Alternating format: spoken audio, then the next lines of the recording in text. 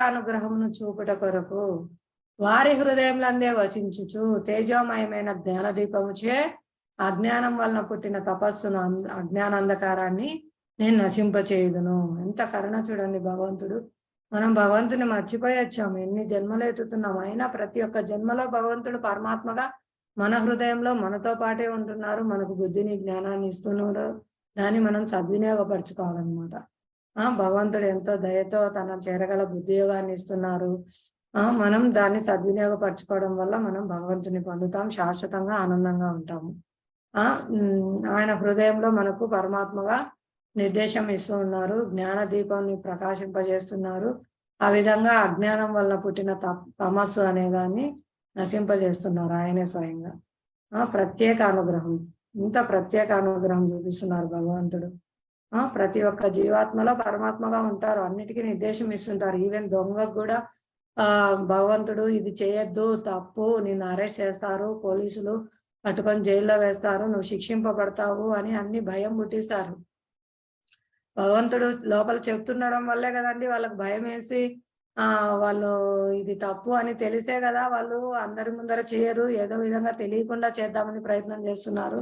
అంటే ఇది తప్పుడు పని అని భగవంతుడు వాళ్ళకు తెలియజేస్తున్నారు. ఇది చేయకూడదు, ఇది చేయడం వల్ల మీరు శిక్ష పొందుతారు.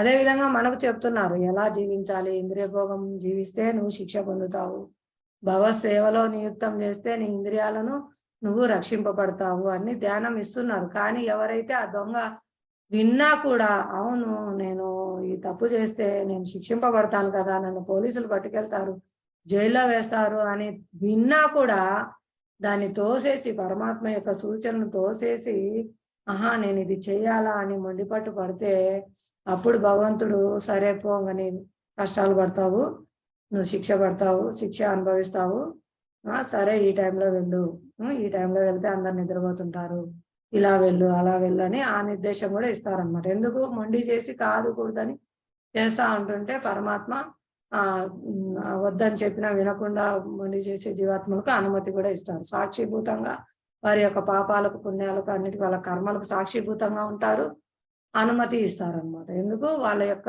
సూక్ష్మ స్వతంత్రత దుర్వినియోగపరచుకోవడం వల్ల.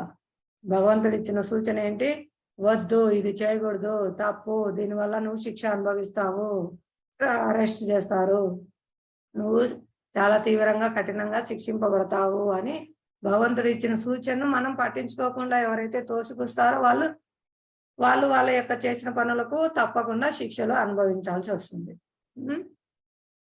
కాబట్టి బుద్ధిమంతులు ఆ విధంగా